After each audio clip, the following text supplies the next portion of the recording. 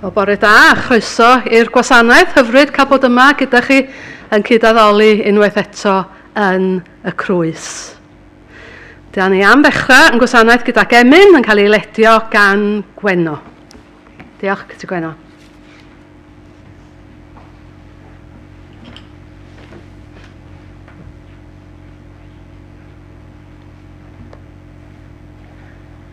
Rhif yr Emyn 397. Dyro gan dan fy mron gad i'n foli. Dyro gan dan fy mron yn awr. Dyro gan dan fy mron gad i'n foli. Gad i'n foli nes daw toriad gwawr. Can Hosanna, can Hosanna, can Hosanna, nawr i'r frenin nef. Can Hosanna, can Hosanna, can Hosanna iddo ef. Dyro serch dan fy mron gad i'n weini. Dyro serch dan fy mron yn awr. Dyro serch dan fy mron gad i'n weini. Gad i'n weini nes daw toriad gwawr. Rhif yr Emyn 397.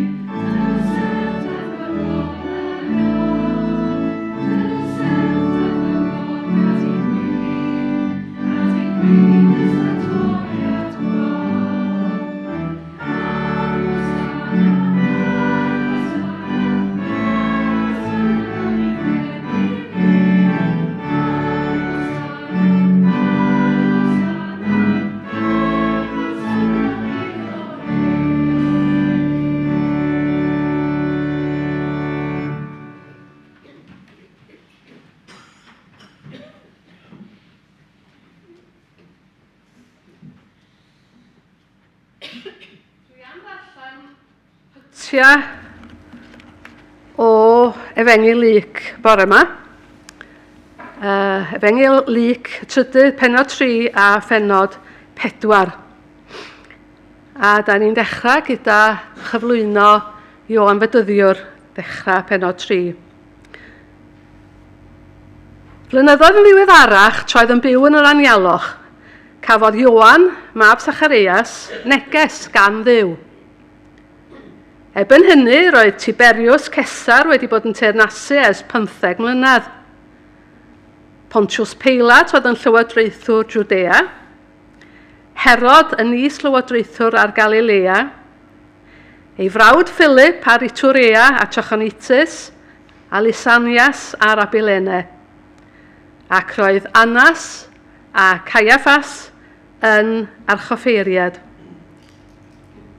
Teithiodd Ioan drwy'r ardal o gwmpas afon Ioddonen yn cyhoeddi bod rhaid i bobl gael ei bedyddio fel arwydd i bod nhw'n troi cefn ar eu pechodau ac yn derbyn maddeuant gan Dduw. Roedd yn union fel mae'n dweud yn llyfr proffwyd Eseia, llais yn gweiddi'n uchel yn yr anialwch, paratowch y ffordd i'r arglwydd ddod. Gwnewch y llwybrau'n syth iddo, bydd pob dyffryn yn cael ei lenwi, pob mynydd a bryn yn cael ei lefelu. Bydd y ffyrdd troellog yn cael ei gwneud yn syth, a'r lonydd anwastad yn cael ei gwneud yn llyfn. Bydd y ddynoliaeth gyfan yn gweld Duw yn achub.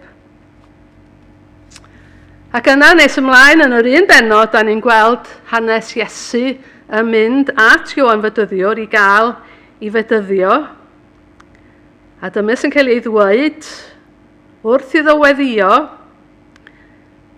dyma'r awyr yn rhwygon agored, a'r ysbryd glân yn disgyn arno ar Iesu ar ffurf colomen. A dyma lais o'r nefoedd yn dweud, ti ydy fy mab annwyl, rwy ti wedi fy mhesio un llwyr. Ac yma ymlaen un benod 4, a da ni'n gweld yr Iesu wedi mynd i'r anialwch, lle mae'n cael ei demtio. Roedd Iesu'n llawn o'r ysbryd glân pan aeth yn ôl o ardal yr Ioddonen wedi cael ei fedyddio felly. Gadawodd ei ysbryd ei arwain i'r anialwch, lle cafodd ei demtio gan y diafol am 40 diwrnod. Wnaeth Iesu ddim bwyta o gwbl yn ystod y dyddiau yma, ac erbyn y diwedd roedd yn llwgu. Dyma'r diafol yn dweud wrtho, os mae Mab Duw i ti, gwna i'r garreg yma droi'n dorth o fara.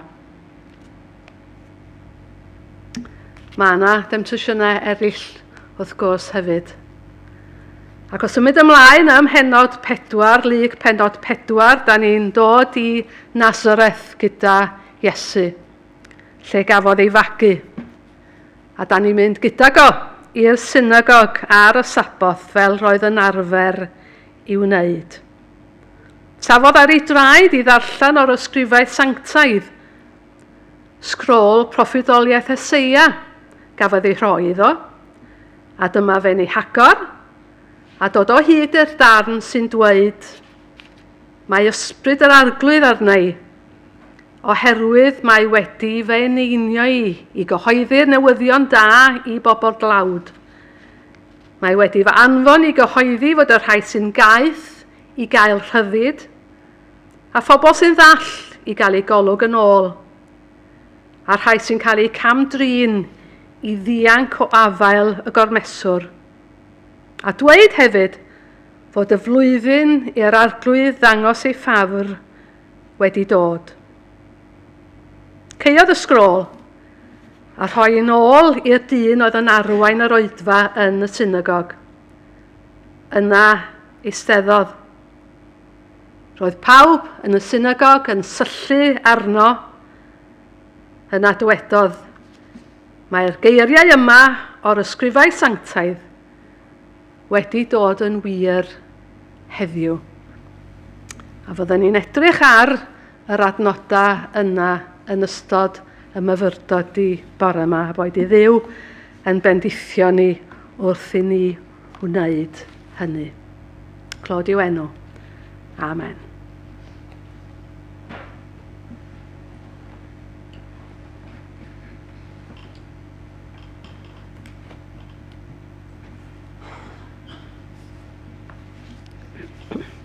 Bore da a chroeso cynnes i'r oedfa Foreol. Croeso hefyd i rhai sy'n ymuno o'i cartrefi, gobeithio'n y cewchfendydd wrth i ni gyd addoli.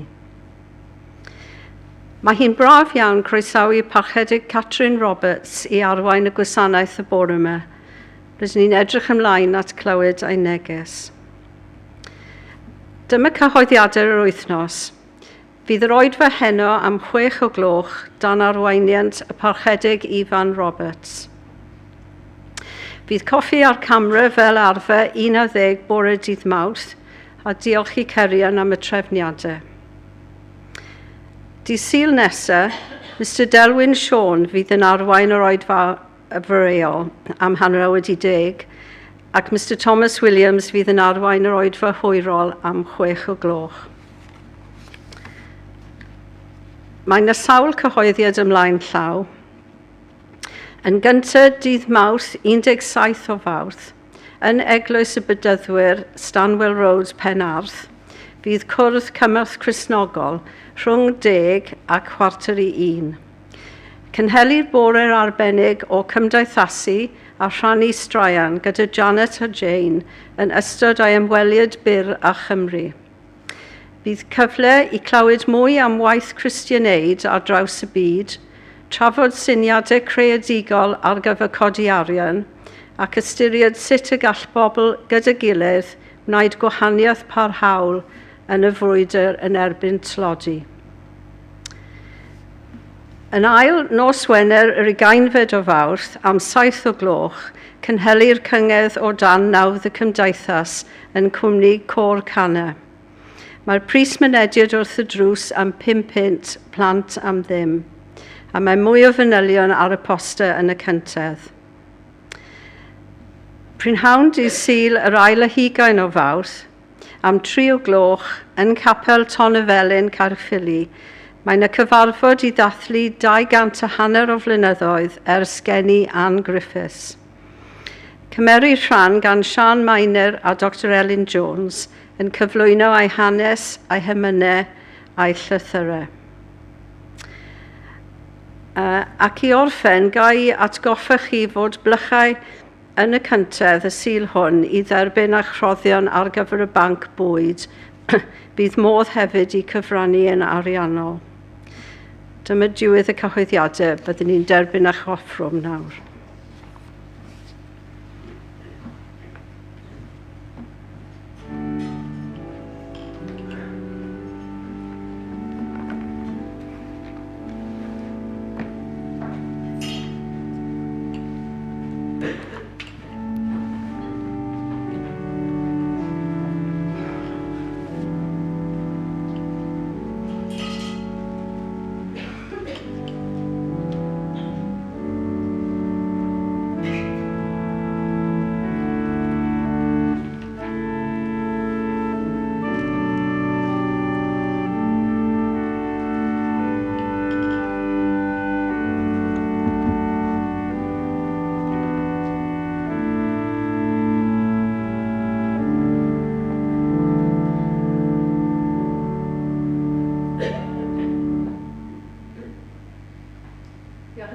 Bod gennym ni arian, y ticefnu ni arian da ni'n gallu offrynu tuag at dy waith di.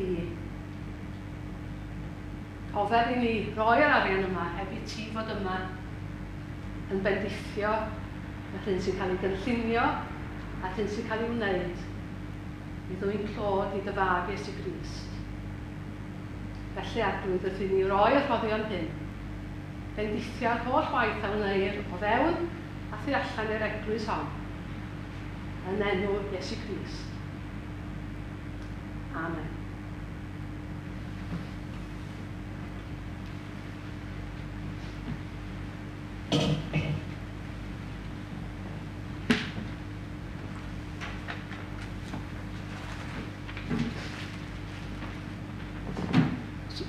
Gen ti adnod, Gwenno? Na, not, o gwbl. Dwi'n hoffi pan mae yna gyfle i ddweud gair wrth y genhedlaeth iau, achos mae'n cael cyfle i ni rhoi dwy bregaeth. Ac a dweud y gwir, maen nhw'n gwrando mwy rwan. Na maen nhw pan dwi'n rhoi bregaeth sydd yn hirach. Okay? So dyna pan mae'n gyfle da. Yn y rhawi, mae gennau bag chi sy'n agos o gallu gweld y bagiau gaethon ni yn ystod Covid ydyn nhw. Yn cofio, oedden ni'n cael bagiau bach fel hyn yn y pecyn pan oedden ni'n testio. Maen nhw'n handi iawn, dwi wedi defnyddio lot yn nhw. So wan, yn y bagiau yma, mae gennau geri a mae gennau lan cotwm. Okay? Wel ta, so ni'n penderfynu mod i isio taflu rhywbeth at Gwenno bore yma. Pa fag sa ti'n dewis i ddaflu hwn? Ta hwn? Y flan cotwm, ia, achos wyt ti'n ddigon hap i wybod bod cerrig yn gallu brifo dydyn, gallu gwneud loes i bobl felly. Ond dydy'r flan cotwm, wel, cosi mae o mwy na'r brifo felly. Deud y gwir, dyliau yn byth. Dwi'n siarad efo chi ywan. Byth taflu cerrig. Achos mae'n gallu gwneud niwed i bobl felly. A mae geiriau yn gallu bod yn debyg i gerrig. Da ni'n gallu taflu geiriau, maen nhw'n dod allan o'n cegau ni heb i ni meddwl. A fel y cerrig, maen nhw'n gallu brifo. Ac unwaith da ni wedi taflu, unwaith mae geiriau wedi dod, mae'n anodd iawn i dynnu'r geiriau yna yn ôl wedyn. Swn i gweno yn taflu carreg, neu swn i'n taflu gair cas at y person yma. Sut ti'n meddwl fysa'r wyneb o yn newid?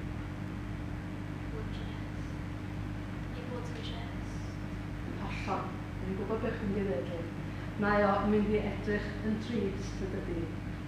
Ond, os ydy'r person yna yn trist yn barod, a fi'n taflu gair caredig fel diolch, neu ysgwennu fi'n dda, neu allai helpu ti. Rhywbeth fel yna fysa wyneb yn troi yn ôl i fod yn hapus fysa. Felly, ydych chi geiriau ni ddim bod fel cerrig caled, ond fel glan cotwm. A mae'n adnodd yn Effesiau 4, adnodd 29, sy'n dweud dylech ddweud pethau sy'n helpu pobl eraill. A dyddiau yma, pa mae yna bleidiau, pa mae yna garfanna o gwmpas y lle yma, yn taflu geiriau cas at bobl o wahanol gefndiroedd a chefndiroedd. Mae'n ofynnol i ni fel Cristnogion bod wrthi gyda yn geiriau sydd yn helpu pobl eraill. Ni'n dall bod na ryw ymgyrch dros y we wedi cychwyn yn ddydd ysgolion Caerdydd, lle mae ysgolion yn cael eu rhannu yn un lliw a lliw arall. A beth sy'n cael ei ofyn gan y disgyblion, byddwch yn gas wrth yr ysgolion sydd ddim o'r un lliw â chi. Byddwch ymgyrch benodol i creu casinau ac atgasau. Na, meddai yr ysgrythur. Dylech ddweud a gwneud pethau sy'n helpu pobl eraill. Nid y geiriau sy'n achosi niwed. Diolch i Thema am dy help yn y gwasanaeth bore yma.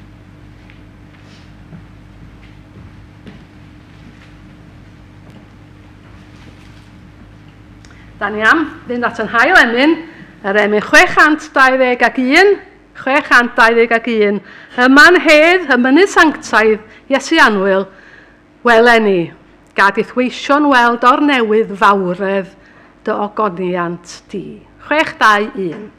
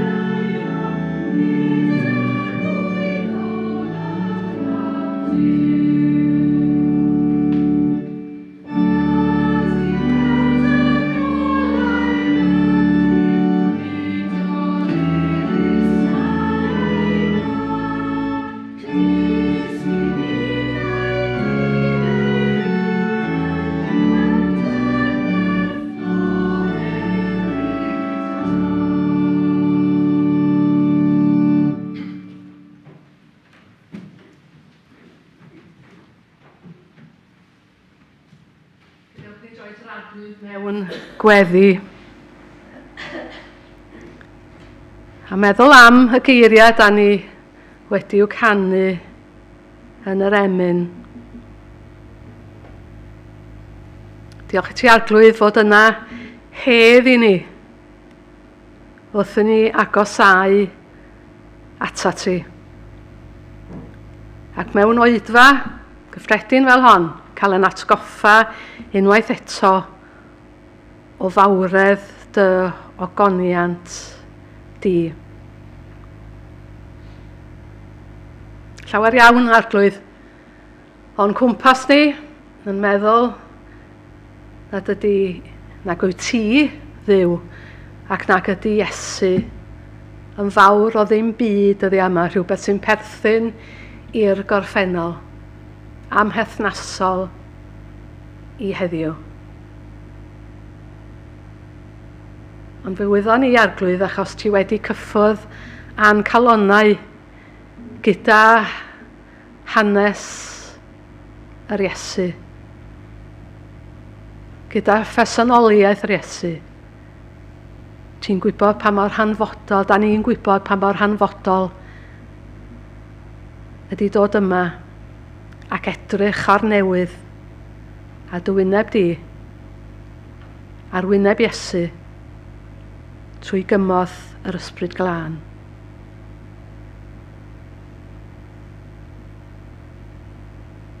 Arglwydd, mae ail bennill yr emyn yn sôn am gymyla. Ac fe all fod na gymyla ym mywyda rhai sydd yma y bore yma. Beth bynnag ydy'r pryderon, gofidiau,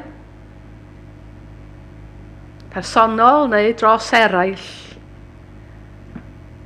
Helpa ni Arglwydd i rannu hynny gyda thi yn dawel yn ein calon ni yn ystod y weddi. Wrth i ni feddwl am bobl agos ato ni, neu pobl o fewn y gymdeithas da ni'n troi ynddi. Ffrindiau, teulu, cydweithwyr.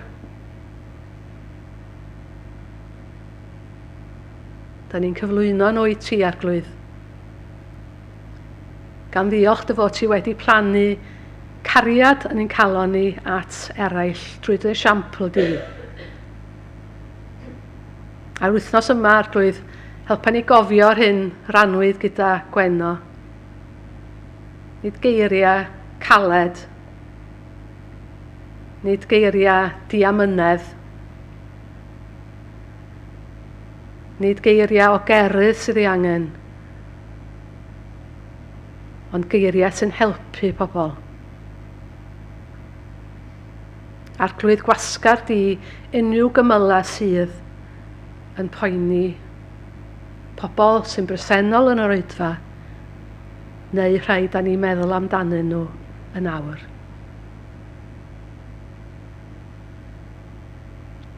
Da ni diolch Arglwydd bod ni wedi cael clywed rhai o dy eiriau di, yn sicr geiriau sydd yn adeiladu, geiriau sydd yn helpu. Diolch am dy air a diolch bod air di wedi i gofnodi ni i'w ddarllen. A diolch yn arbennig am y brif neges, bod i'r euog hedd tragwyddol y Mab Duw.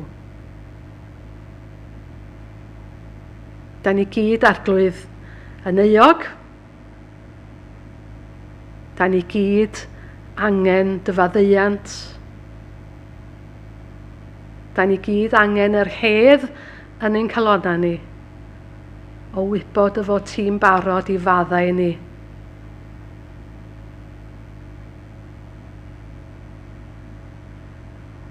Diolch fod Iesu wedi dod i'r byd Arglwydd.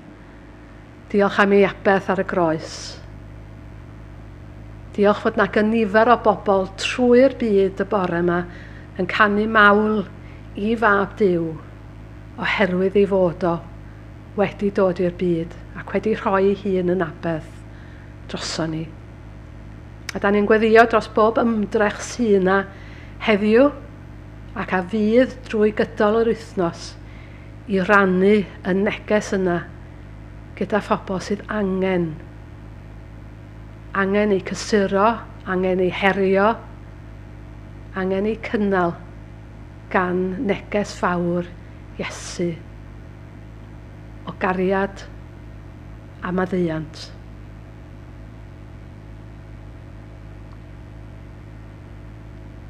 Ac Arglwydd, diolch am eiriau bennill ola yr emyn.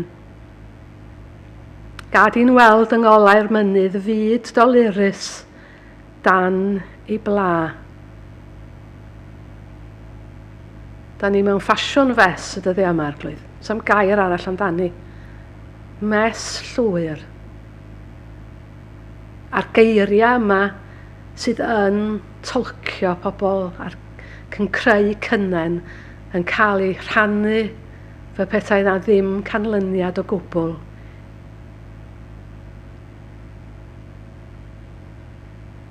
Da ni wedi gofyn dyfaddeuant di, Arglwydd, i ni yn bersonol, da ni hefyd yn gofyn am dyfaddeuant di i arweinwyr y byd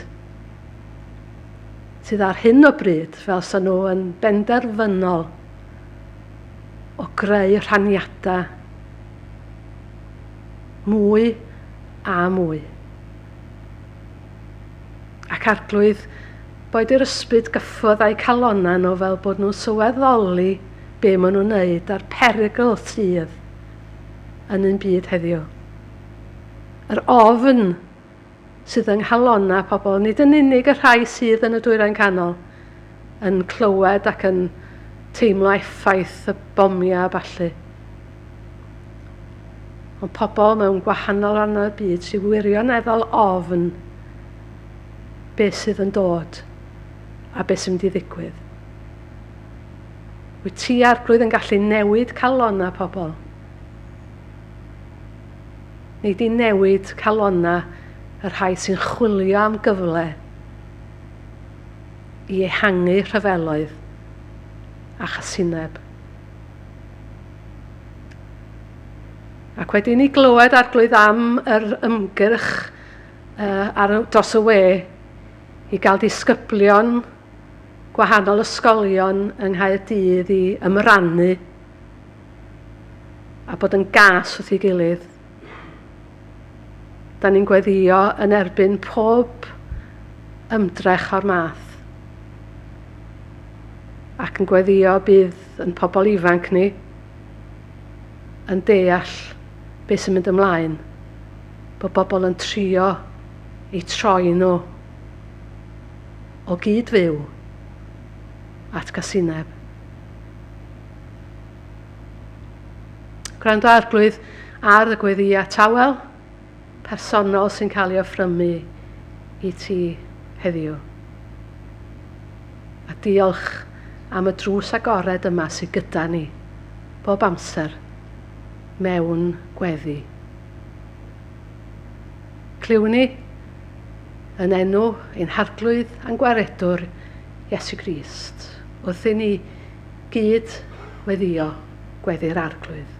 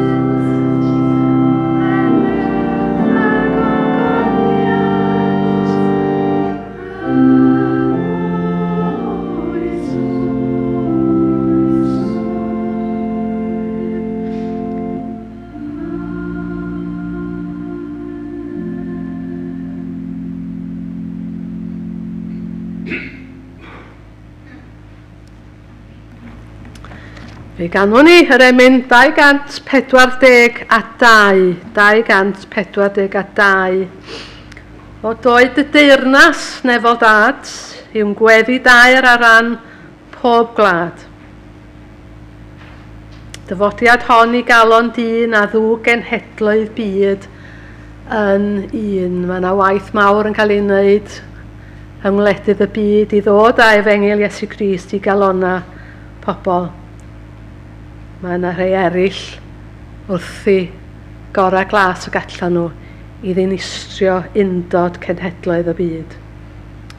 O doed y deyrnas drwy ein gwaith a gwaith pob cenhadwr, a'n gweddi beunydd ar y daith, a rhoi'n ras i seinio clod yr hwn a wnau'r deyrnas ddod. 242.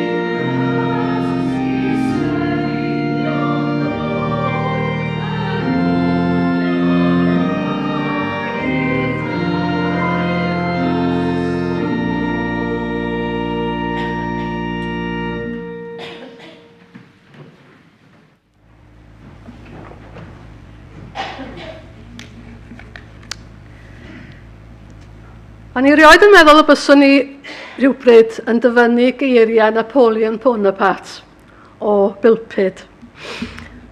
Ond dyma ddwedodd o, yn o be dwi'n deall, petai Socrates, yr athronydd enwog, yn dod i mewn i ystafell, byddan ni'n codi ar yn traed i'w anrhydeddu. Ond petai Iesu Grist yn dod i mewn i ystafell, nid sefyll fydden ni, ond disgyn ar ein gliniau o'i flaen, ai a ddoli. Chydig amser yn ôl oedden ni'n dathlu dyfodiad Iesu i'n byd ni, i ystafell fyw yn bywyd ni, adeg y Nadolig. Nid pawb oedd yn gweld yr angen i fynd ar ei gliniau i'w addoli bryd hynny, oedden nhw glywed yn ddiau dros yr wyl am esiampl y dynion doeth yn Efengyl Mathew, sy'n dweud a dyma nhw'n disgyn ar ei gliniau o'i flaen a'i addoli. Pam plygu? Oherwydd mae Iesu yw'r Meseia anfonwyd ato ni gan Dduw. A pwy ydy'r Meseia? Wel, Mab Duw. Dywed Pedr yn glir yn Mathew 16. Ti yw'r Meseia, Mab y Duw byw. Ac o ganlyniad, wrth ddod at yr Iesu, fe blygwn ni, falle ddim yn gorfforol, ond fe blygwn ni yn emosiynol, fe blygwn ni yn ein calon ni, ac fe addolwn. Wedi deud hynny, nid pawb sydd yn credu yn Iesu fel mab Duw. Fel o'n i'n deud ar y weddi, mae yna rhai pobl sy'n meddwl nad Iesu neb felly. Neb o gwbl. Mi isio sôn amdano na, gwrando arno na, chlywed amdano fo y dyddiau hyn. Ond yn Efengyl Luc, yn y penodau nes i gyfeirio at nhw, penod 3 a phenod 4, mae yna 4 tyst yn cydnabod ac yn cyhoeddi Iesu fel mab Duw. Sef, os dwi'n gallu cael hwn i symud ymlaen. Mynach do? Mae ni. Dyma ni, Luc 3 a phenod 4. 4 tyst i Iesu fel mab Duw. Ioan Fydyddiwr, y tad a'r ysbryd glân, Satan, neu diafol, pa bynnag air ydych chi'n dymuno i ddefnyddio, a'r ysgrythyr. Ac am chydig, newn ni edrych ar dystiolaeth y 4 yma. A tys gyntaf sydd gyda ni ydy Ioan Fydyddiwr. A ddechrau dryda'r benod, mae Luc, fel ydych chi wedi clywed yn barod, yn enwi sawl person pwysig a phwerus. Tiberius Cesar, y Merawdwr, Pontius Pilat, Llywodraethwr, Herod, Philip a Lysanias, rheolwyr taleithiau, Annas a Caiaffas a choffeiriad. Ond nid y pwysigion yma sy'n cael y fraint o adnabod a chyflwyno Iesu fel y Meseia mab Duw. Ond Ioan Fydyddiwr, proffwyd plaen i dafod, proffwyd cyntaf i ymddangos yn Israel ers tua 400 mlynedd. Ioan oedd yn cael ei adnabod a deud y gwir fel rhyw foi ddigon od. Ond Ioan sy'n adnabod Iesu fel mab Duw, yr un fyddai'n cyflawni holl broffwydoliaethau ac addewidion y gorffennol. Dyma ni, y Meseia, mab Duw. Dyna pwy fyddai'r goleuni yn llewyrchu yn hywyllwch y byd. Mab Duw fyddai plentyn y wirif yn meddu ar awdurdod Duw. Pam Ioan? Wel, achos bod Ioan yn rhan o gynllun Duw. Y cynllun oedd yn golygu bod ei fam Elisabeth, bod hi mewn gwth o oedran, yn cael plentyn. Y cynllun oedd yn golygu y byddai angel yn ymweld â Sacharias yn y deml ac yn dweud wrtho ei fod o yn mynd i fod yn dad. Y cynllun oedd yn dweud y byddai Ioan yn cerdded o flaen yr arglwydd i baratoi lwybrau, i roi i'w bobl wybodaeth am waredigaeth trwy faddeuant eu pechodau. Y cynllun oedd yn golygu y byddai mab Elizabeth yn troi llawer o bobl Israel yn ôl at yr arglwydd ei Duw. Y byddai hwn yn cerdded o flaen yr arglwydd ac yn darparu'r arglwydd bobl wedi ei paratoi. Gwaith Ioan o fewn y cynllun fyddai paratoi pobl i glywed neges iachawdwriaeth Iesu mab Duw. Ei hatgoffa nhw o ddisgwyliadau Duw ac am yr angen i edifarhau a cheisio newid eu bywydau yn fewnol ac yn allanol. A da ni'n ei weld o wrth ei waith yn Luc 3 yn cyflwyno yr un fyddai'n iachau, yn cyfiawnhau ac yn gwaredu. Ioan Fydyddiwr, yw'r un sy'n tystio i genhadaeth Iesu, a mae o'n dweud, fel ydych chi'n gweld y geiriau ar y sgrin, yr wyf finnau wedi gweld, medda Ioan, ac wedi dwy'n tystiolaeth, mae mab Duw yw hwn. Meseia, mab Duw. Yr ail dyst, neu tystion,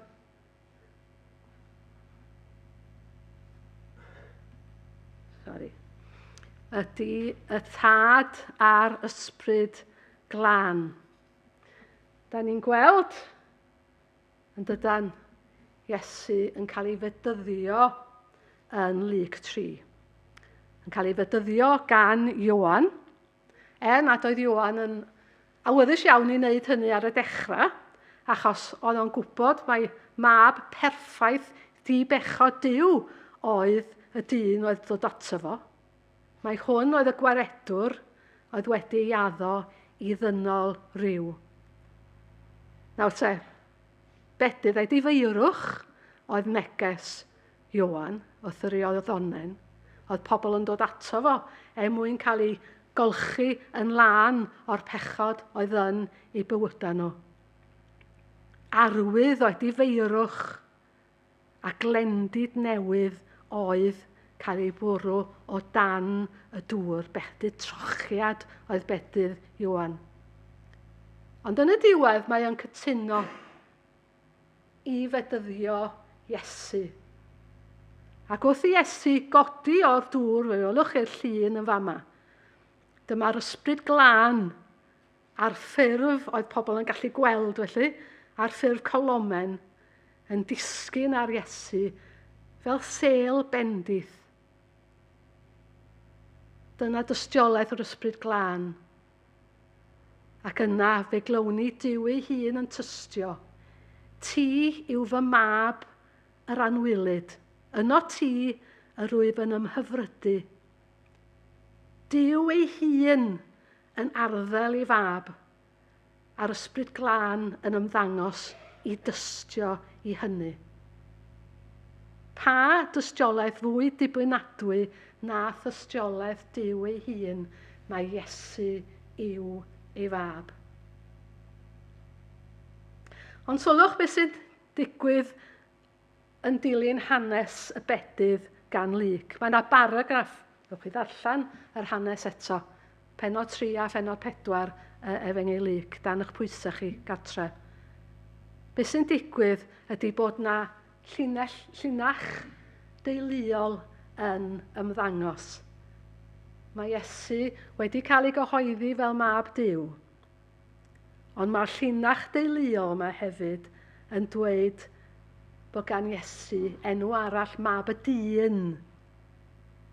Ac fel dyn, mae'n gyfarwydd â phrofiadau dynol, y llon, a'r lleddf, y problemau, y boen, y tristwch, y llawenydd, pob peth sy'n dod i'n rhannu fel pobl heddiw. Oedd Iesu yn agored i hynny. Nid Superman nefolaidd mo Iesu, ond un a brofodd bywyd fel aelod o'r teulu dynol. A dyna pam fod yr emynydd yn gallu dweud yn hyderus, mae'n ddyn i gydymdeimlo, ath holl wendidau i gyd. Ond mae o'n dduw i gario'r orsedd a'r ddiafol, cnawd a byd. Ioan Fedyddiwr, y tys gyntaf. Y tad a'r ysbryd glân yn rhoi'r un dystiolaeth, mab Duw yw Iesu. Ac yna, da ni'n dod at drydydd dyst. Braidd yn annisgwyl falle, y diafol neu Satan. Satan yn dod at Iesu wedi 20 diwrnod o ymprydio. A Satan yn ceisio temtio Iesu gyda'r geiriau. Os mab Duw i ti, gwna hyn, gwna llall. Ond dydw i'm yn arbenigwr yn ieithoedd gwreiddiol y Beibl. Ond mae'n debyg bod modd rhoi slant arall i'r geiriau yma os mab Duw i ti. Nid yn gymaint bwrw amheuaeth mae Satan, ond yn hytrach cydnabod mae Iesu ydy mab Duw. Achos os nad oedd o'n fab Duw, doedd o beth yn mynd i allu gwneud yr holl bethau o Satan yn temtio fo i wneud. Mae posib arall eiriau hyn a dweud, gan mai mab Duw wyt ti, pam na wneud i hyn a llall ag arall? Pam na wneud i ddefnyddio dy bŵer i osgoi'r holl ddioddefaint yma? Mae Satan yn ceisio cael Iesu, mab Duw, i ddefnyddio'r grym sydd ganddo fo fel mab Duw, i osgoi dioddefaint yr anialwch. Ond mae Iesu yn dweud na. Dydy o'm yn mynd i ddefnyddio ei rym fel mab Duw i osgoi dioddefaint. Nid arbed poen iddo'i hun oedd llwybr Iesu, ond rhoi ei hun yn aberth dros ddynolryw. Petai Iesu wedi gwrando ar Satan yn fan yma, bydda cynllun gwaredigaeth y groes ddim yn cael ei gyflawni. Fel dywed yr emynydd, ffordd nid oes o waredigaeth, ond agorwyd ar y pren. Iesu, na, mae o'n dweud o Satan, dwi ddim am fod yn efydd i ti. Dwi'n pwyso fel mab Duw, dwi'n pwyso ar fy nhad. Oedd, mi oedd Satan yn gwybod mae Iesu oedd mab Duw, ac oedd o hefyd yn gwybod y rheswm pam daeth Iesu i'r byd, i achub dynoliaeth trwy aberth y groes. Ioan, y Tyst, y tad a'r ysbryd glân yn dystion. Satan, hyd yn oed, yn dyst i'r Iesu fel mab Duw. A tyst ola ydy'r ysgrythyr. Achos yn Luc pennod 4, da ni'n gweld Iesu mewn addoliad cyhoeddus yn Nazareth. A fo sy'n cael y fraint o ddarllen o'r ysgrythyr ar y saboth arbennig yna. Ac yn hollol fwriadol, mi oedd y darllenydd yn cael dewis pa ran o'r ysgrythyr i'w ddarllen. Ac mae Iesu'n dewis darllen o broffwydoliaeth Eseia. Ac yn hawlio yn gwbl agored fod yr adnodau roedd o yn ei darllen yn sôn am dan y fo. Mae fo ydy'r un sy'n mynd i gyflawni'r genhadaeth hon. Mae o'n dweud yn dydy, fi ydy'r un sy'n mynd i gyflawni'r genhadaeth hon yn eich mysg chi. Mae'r ysgrythyr yn datgan yn glir. Mae'r proffwyd yn datgan yn glir mewn ffordd. Mae Iesu ydy mab Duw, y Meseia, yr arglwydd. Felly mae gyda ni y 4 tyst yma yn cyflwyno Iesu fel mab Duw, y Meseia. Wan ta, ydy'r tystion yma ar gael i ni heddiw. Mi allwn ni ddarllen tystiolaeth Ioan Fedyddiwr. Mi allwn ni wrando ar hanes y bedydd a Duw a'r ysbryd glân yn tystio.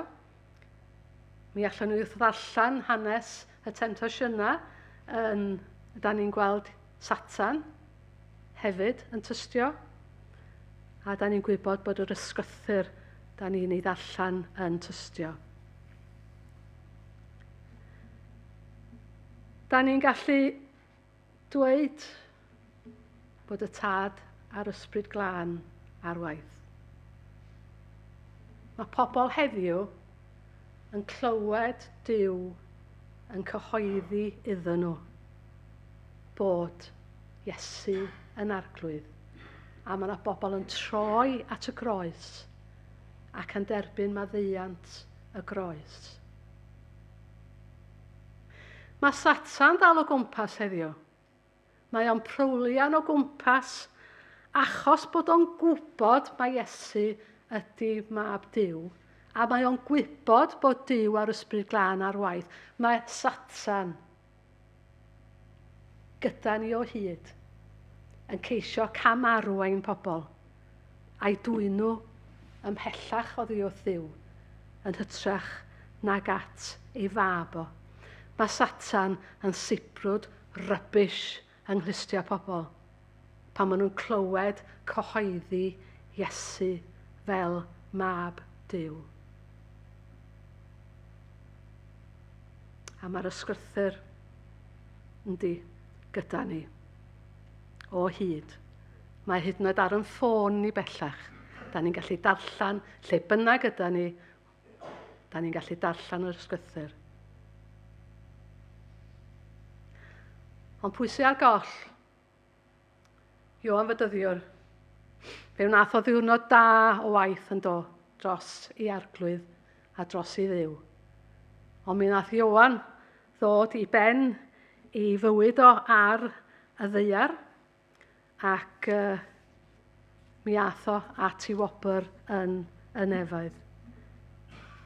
Dydy Ioan ddim yma gyda ni i dystio i'r Iesu fel Mab Duw.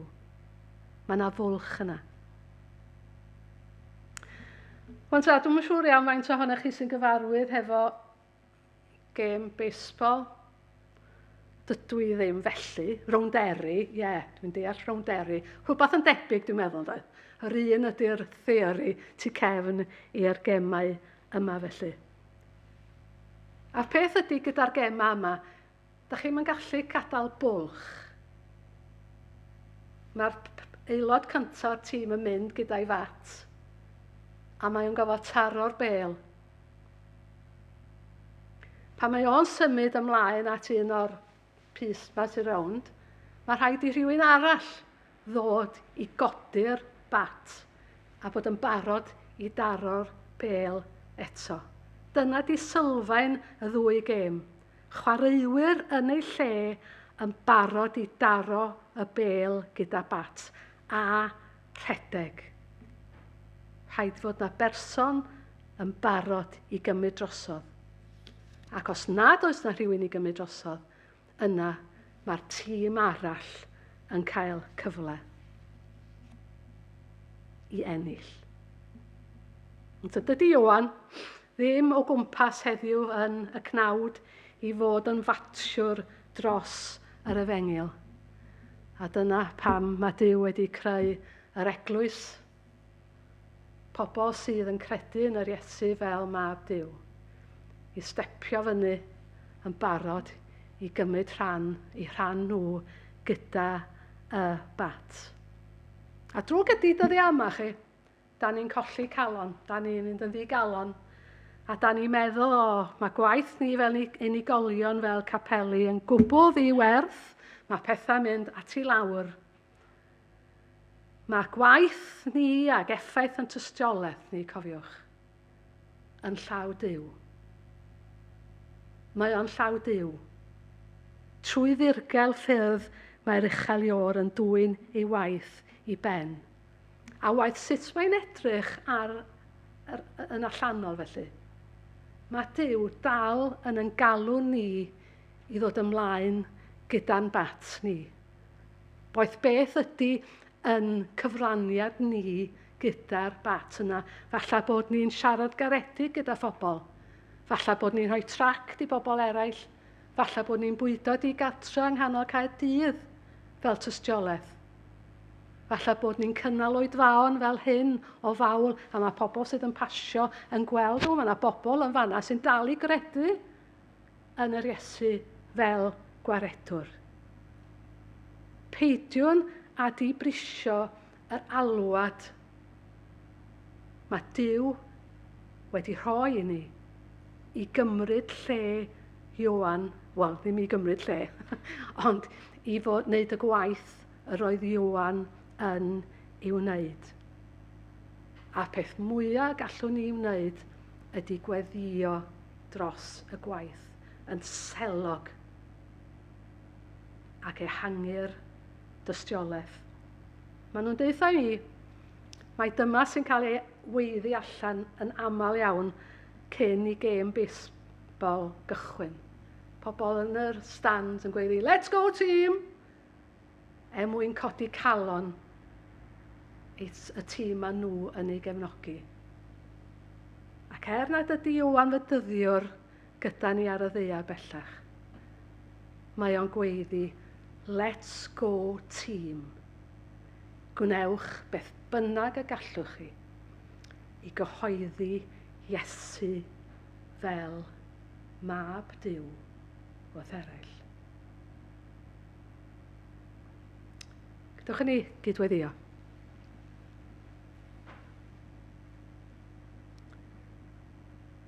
Dduw Dad, mae pobl angen yn clywed ni yn cyhoeddi fel y gwnaeth Ioan. Ti yw'r Meseia. Iesu'r Meseia. Iesu Mab Duw. Nid i agor cyfleon i ni wneud hynny, da ni'n swyl, ond galw ni fel nes di alw Ioan. Gad i ni fod yn dyst i'r Iesu.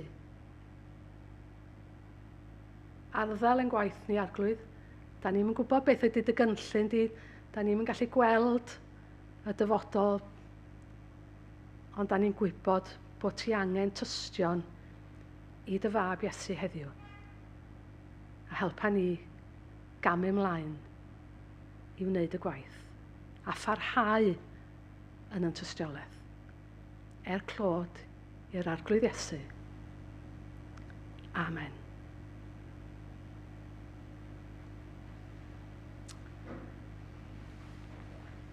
Yn hemyn i ola, 615. 615 o llanwa hwyliaid eglwys yn gadarn yn y gwynt, sydd heddiw o galfari a'n chwythu'n gynt a chynt. Mae'r morwyr yma'n barod, a'r capten wrth y lliw, a'r llong ar fer i hwylio ar lanw ysbryd Duw, yn gweddu ni dros waith yr eglwys yn yr emyn yma. 615.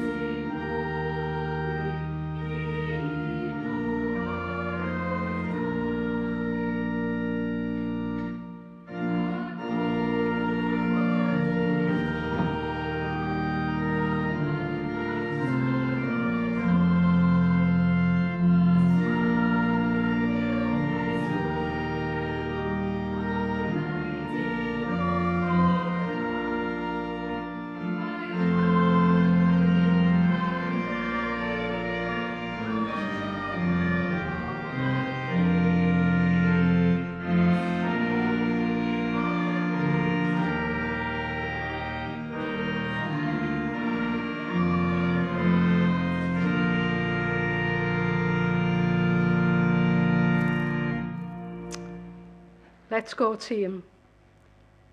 I wneud beth bynnag mae Duw yn rhoi cyfle i ni wneud yr wythnos hon yn ei enw ef. Gras sy'n harblwydd Iesu Grist a chariad Duw a chymdeithas yr ysbryd glân a fyddo gyda ni oll, o'r awr hon hyd bydd. Amen.